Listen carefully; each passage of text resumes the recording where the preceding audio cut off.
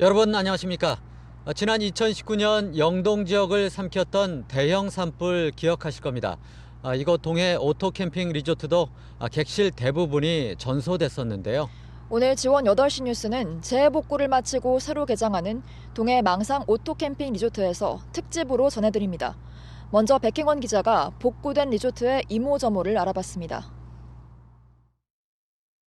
짙푸른 바다 옆 해변에 파도를 연상시키는 하얀 집들이 들어섰습니다.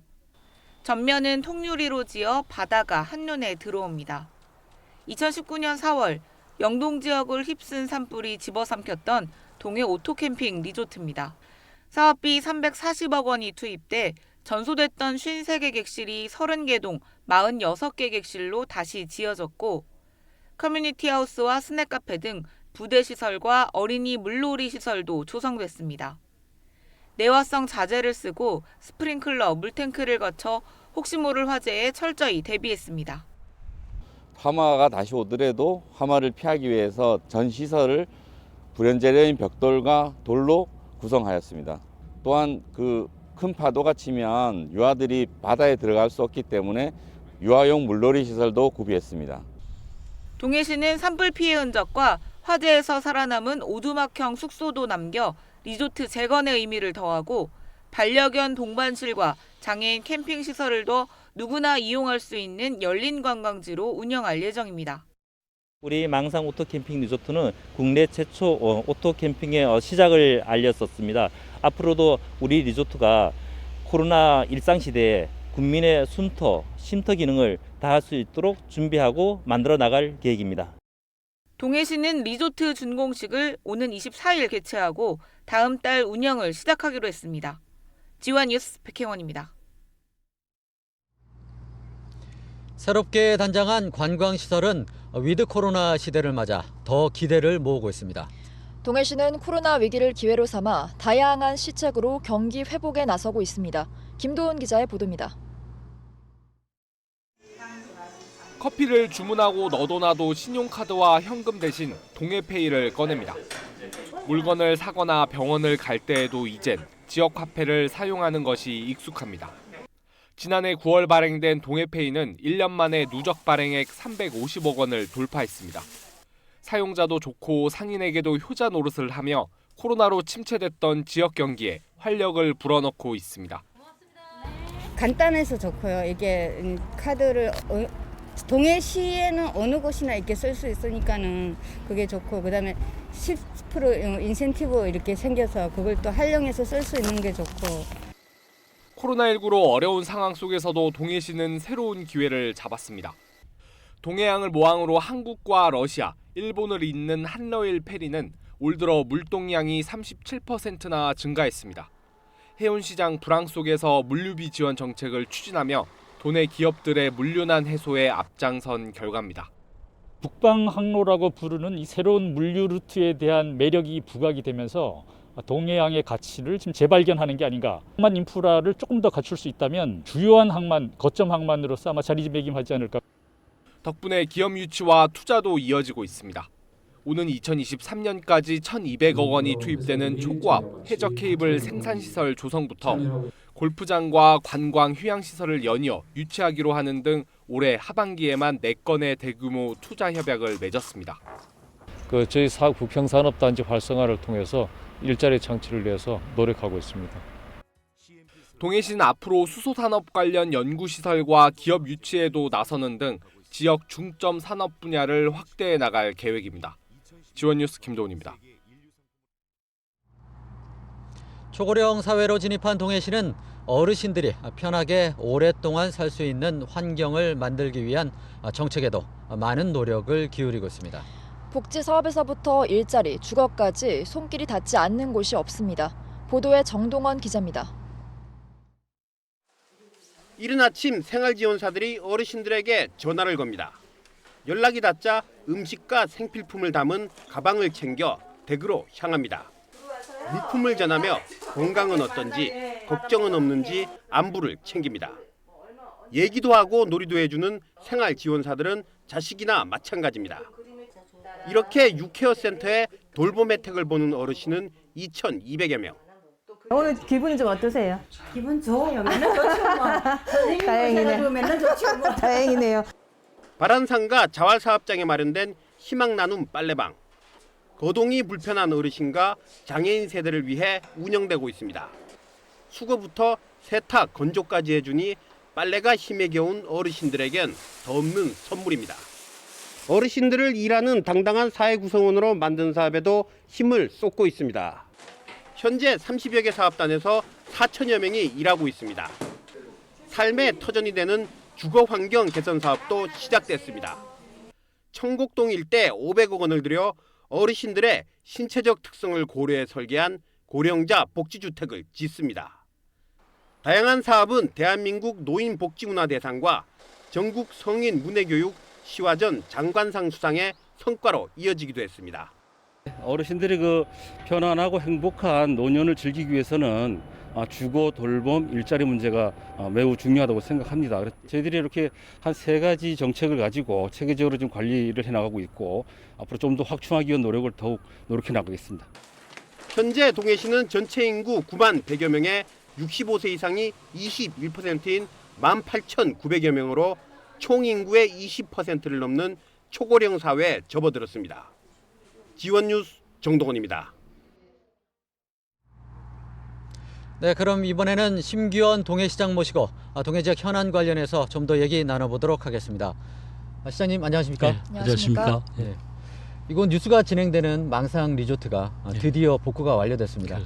지난 2019년 화재 이후 복구 과정을 쭉 지켜봐오셨던 시장님 감회가 남다르실 것 같은데요. 최근엔 동해 지역 관광 인프라가 대폭 확충됐습니다. 획기적인 관광 산업 변화에 기대가 되고 있는데요. 어떤지 좀 말씀을 해주시죠. 이곳 그 망상 리조트는 사실 2002년도에 국내 최초로 국제 규격으로 오토 캠핑장을 조성을 해서 제64회 세계 캠핑 카라반 대회가 개최된 곳으로 우리나라 캠핑 문화의 효시이자 성지라고 할 수가 있습니다만 안타깝게도 2019년도에 동해안 대형 산불로 전체가 소실이 되었습니다. 그래서 이제 2년간의 복구 공사 끝에 리조트 복구는 물론이고 이제 다양한 시설을 갖춘 국내 최고의 바닷가 숲속 휴양시설로 재탄생이 됐습니다. 그래서 앞으로 이 캠핑 리조트와 최근에 준공한 이제 배틀바이 산성길, 또 제비골 스카이밸리라든가 그 무릉변류천지 등 5대 권역별 관광지와 연계돼서 우리 지역 경제에 큰 도움이 될 것이라고 생각하고 또 사계절 체류용 그 관광의 기틀을 마련했다고 이렇게 생각을 합니다. 네, 위드 코로나 시대로 접어들면서 이 경기 활성화에 대한 기대감이 높아지고 있습니다. 그 정책의 일환으로 이 스포츠 마케팅이 활발하게 진행되고 있는데요. 코로나 시기인데도 꽤 성과가 있었다고요. 예. 우리 시는 코로나19에도 불구하고 이제 철저한 방역 관리와 그리고 적극적인 스포츠 마케팅으로 각종 체육대회와 전지훈련팀 1만 5천 명 정도를 유치를 해서 60여 원의 그 지역 경제 부양 효과를 거두었습니다. 그래서 오늘 12월에도 이제 스파르탄 레이스 코리아 동해 대회와 그리고 아시아 여자 하키 대회를 유치를 해서 위드 코로나 시대에 지역 경제에 도움이 되도록 이렇게 해나갈 그런 계획입니다. 네. 동해시는 청소년 복지 정책도 활발히 추진하고 있는 것 같습니다. 최근에는 청소년 문화시설이 될 거 확충될 거라는 얘기를 좀 들었는데요. 어떤 사업인지 좀 설명을 부탁드리겠습니다. 노인 복지도 중요합니다만은 이제는 저출산 그 인구 감소 상황에서 청소년 정책도 대단히 중요하다고 생각을 합니다. 그래서 청소년 정책도 이제는 어떤 지원보다는 복지 차원에서 접근해야 된다고 생각하고 우리 시에서는 청소년들의 교육, 문화, 인프라 구축에 많은 노력을 하고 있습니다. 우선 1월 달에 청소년 창업을 돕는 공간과 그리고 청소년 상담 복지센터를 개소를 하고 별유리 전문대도 개관을 했습니다. 그리고 이제 북삼과 바란 도서관을 중축하고 리모델링 중에 있고 어린이 전용의 꿈빛마루 도서관을 지금 건립 하고 있습니다. 그리고 청소년 전용의 체육문화센터와 또 수리과학체험정보센터를 이제 내년 상반기에 준공을 할 예정입니다. 그리고 이제 앞으로 청소년 문화 그 시설을 더욱 확충을 해서 청소년들이 정말로 활기차게 자유롭게 생활할 수 있는 그런 공간을 확충해 나갈 그런 계획입니다. 네. 그 아동 청소년 복지 정책이 지역 인구 유입에도 많이 도움이 됐으면 하는 바람을 가져봅니다. 예. 시장님 오늘 말씀 여기까지 듣겠습니다. 고맙습니다. 네, 감사합니다.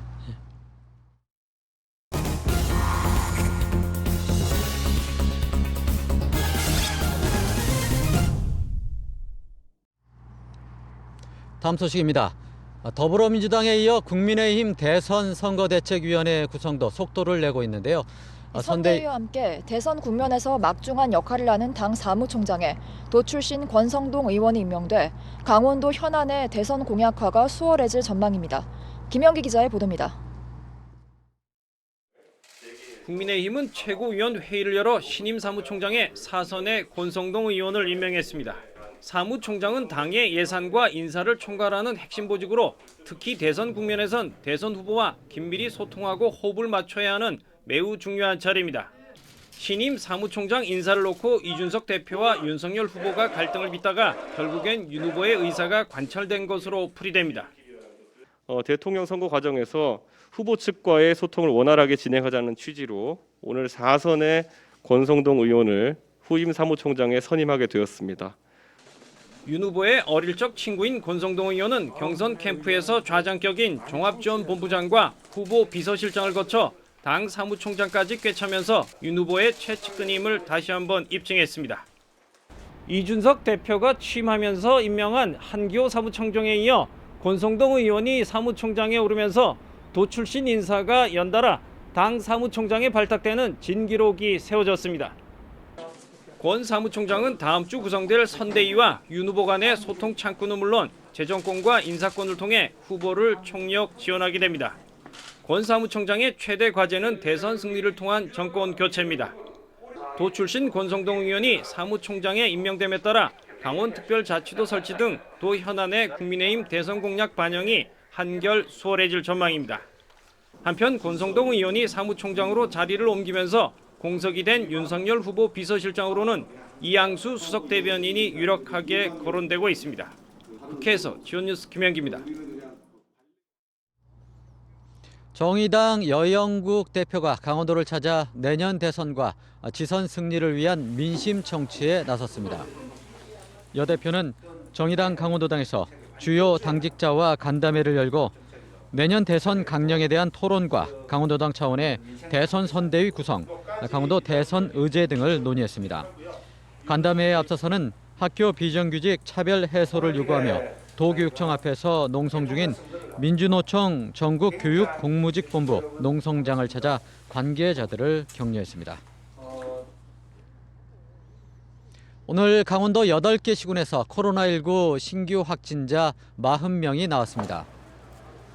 지역별로는 원주 14명, 춘천 10명, 철원 5명, 강릉과 속초 각 3명, 동해와 태백 각 2명, 횡성 1명입니다.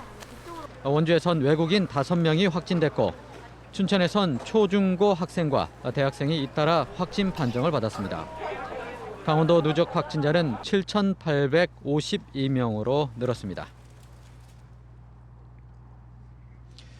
흔히 주변에서 보는 도심 하천 대부분은 자치단체가 관리하는 지방하천입니다.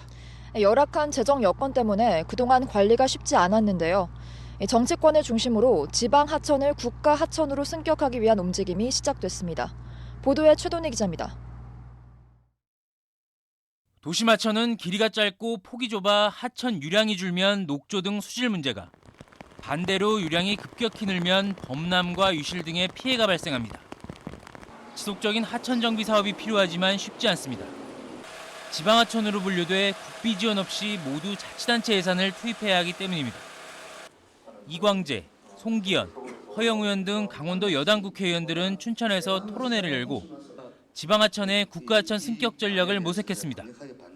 정부가 체계적으로 친수 공간을 관리해야 환경 보존은 물론 지역민의 삶의 질까지 도모할 수 있다는 게 핵심입니다. 한강에 있는 공원처럼, 울산 태화강처럼, 양재천에 있는 수변공원의 하천처럼 확실하게 바꿔서 수영장도 만들고 파크 골프장도 만들고 주민들의 안전한 수변공원이 되게 하자. 특히 부처와 지자체별로 흩어져 있는 하천 관리 체계를 정부 주도로 이뤄나가고 하천 규모가 아닌 유역별 통합 관리가 반드시 필요하다는 의견도 제시됐습니다. 바꾸지 않고는 기초지자체나 광역지자체에서 아무리 하천 정책을 잘 펴도 계속 현장에서 엇박자를 하고 그리고 제대로 되지 않을 것이다. 그래서 이게 소하천을 빨리 하천법에 통합시켜서 관리를 해야 될. 강원도엔 총 연장 9,017km에 달하는 하천 254개가 있으며 이 가운데 국가하천으로 관리되고 있는 하천은 한강과 평창강, 홍천강, 원주천 등 4곳이 전부입니다. 지온뉴스 최도입니다. 오늘은 코로나19 이후 두 번째로 치러지는 대학 수학 능력 시험 날이었습니다. 차분한 분위기 속에서 무사히 마무리됐는데요. 그간 수험생과 선생님, 부모님까지 함께 고생한 만큼 따뜻한 격려의 말을 건네는 저녁이 됐으면 합니다. 원석진 기자의 보도입니다. 온몸을 꽁꽁 싸맨 수험생들이 고사장으로 속속 들어옵니다. 코로나19 2년간 등교 중단에 원격 수업까지 겪은 수험 생활은 녹록지 않았습니다. 선생님들은 그런 제자들이라 더 애틋합니다. 작년부터 좀 어려운 시기를 겪었던 아이들이라 좀 더 좋은 결과 있었으면 좋겠고요. 본인이 원하는 꿈들 다들 이뤘으면 좋겠습니다. 온 신경을 집중해 마지막 시험지를 풀고 나온 교문 밖. 지난했던 수험 기간을 돌아보는 것도 잠시 홀가분한 해방감을 느낍니다. 혼란스러운 상황 속에서 공부하느라고 좀 힘들었고요. 이제 열심히 놀아야죠. 수능의 끝자락까지 마음고생을 함께한 부모님들은 용기의 말을 전하고 싶습니다. 코로나 시험 시국에 공부하느라고 고생 많았고 열심히 최선을 다해서 너가 원하는 대학에 꼭 합격했으면 좋겠다. 화이팅! 이번 수능은 문과와 이과 구별 없이 치른 첫 통합 수능이었는데 수학 영역이 다소 까다로웠다는 평가입니다.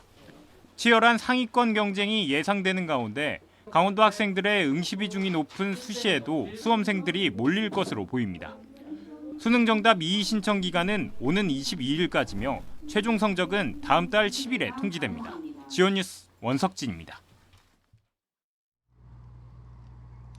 강등 위기에 놓인 강원FC의 새 사령탑으로 임명된 최용수 감독이 오늘 도청에서 포부를 밝혔습니다.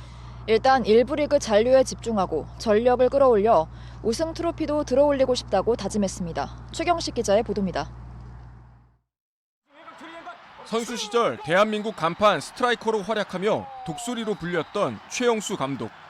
FC 서울 감독을 맡은 2012년에는 팀을 우승으로 이끌고 FA컵 우승과 아시아 챔피언스 리그 준우승도 일궈내며 명장임을 입증했습니다. 2018년에는 FC 서울을 강등 위기에서 구한 그가 이번에는 강등권으로 처진 강원FC의 해결사로 나섰습니다. 긍정적인 요소들이 상당히 많더라고요. 지금의 모습이 절대 강원FC의 모습이 아니라는 걸 보여주는 게 또 우리 일이니까.